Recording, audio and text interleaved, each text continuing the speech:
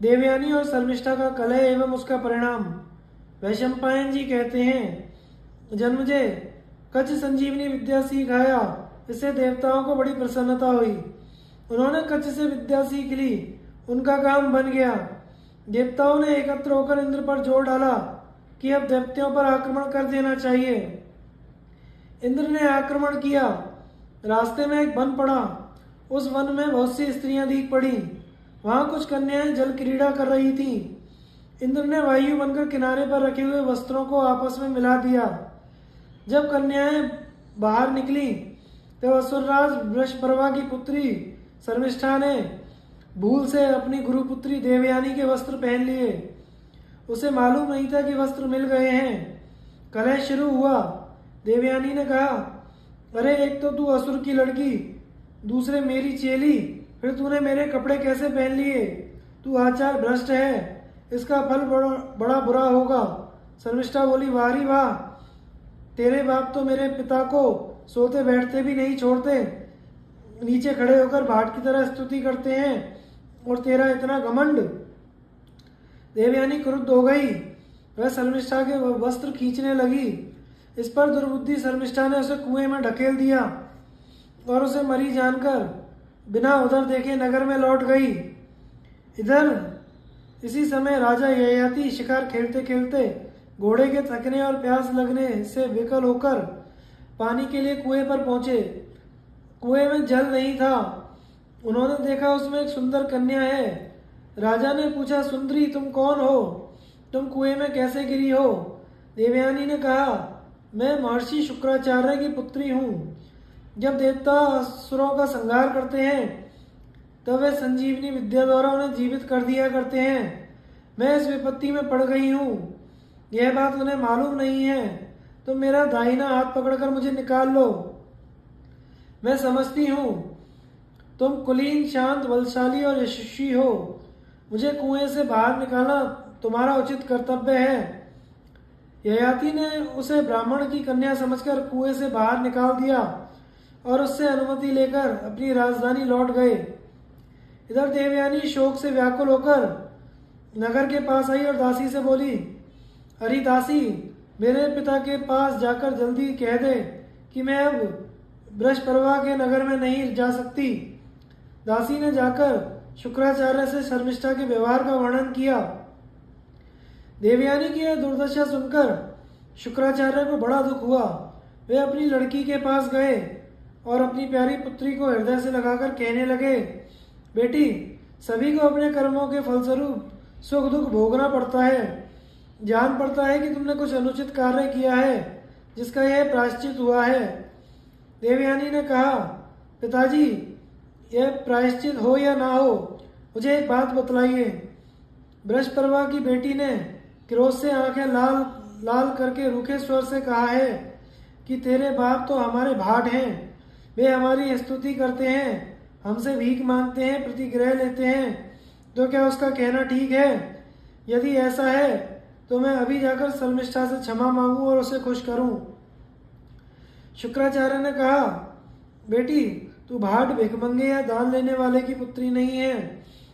तू उस पवित्र ब्राह्मण की कन्या है जो कभी किसी की स्तुति नहीं करता, जिसकी स्तुति सभी लोग करते हैं।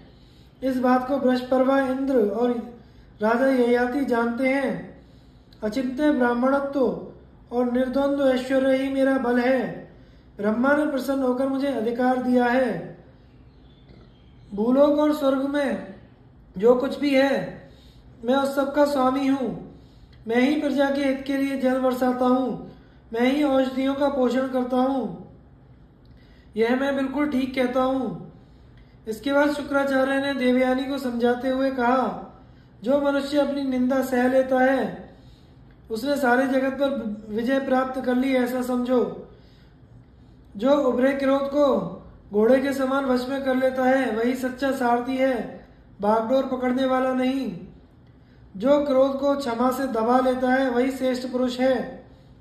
जो क्रोध को रोक लेता है, निंदा सह लेता है, दूसरों के सताने पर भी दुखी नहीं होता, वह सब पुरुषार्थों का भाजन होता है। एक मनुष्य 100 वर्ष तक निरंतर यज्ञ करे और दूसरा क्रोध ना करे तो उससे क्रोध ना करने वाला ही श्रेष्ठ है। मूर्ख बच्चे तो आपस में बैर विरोध करते ही हैं, समझदार को ऐसा नहीं करना चाहिए। देवयानी ने कहा, पिताजी मैं अभी बालिका हूँ, फिर भी मैं धर्म अधर्म का अंतर समझती हूँ।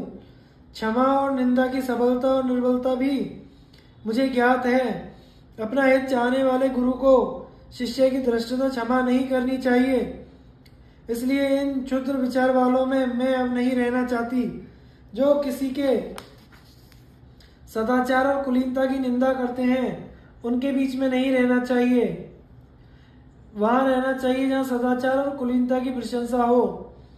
देवयानी की बात सुनकर बिना कुछ सोचे विचारे शुक्राचार्य बृहस्पति की सभा में गए और क्रोध पूर्वक बोले, राजन, जो अधर्म करते हैं उन्हें चाहे तत्काल उसका फल ना मिले, लेकिन धीरे धीरे वह उनकी जड़ काट डालता है।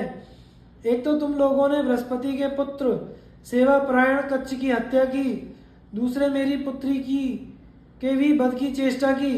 अब मैं तुम्हारे देश में नहीं रह सकता, मैं तुम्हें छोड़कर जाता हूँ। मालूम होता है तुम मुझे व्यर्थ बकवाद करने वाला समझते हो, इसी से अपने अपराध को ना रोककर उसकी उपेक्षा कर रहे हो।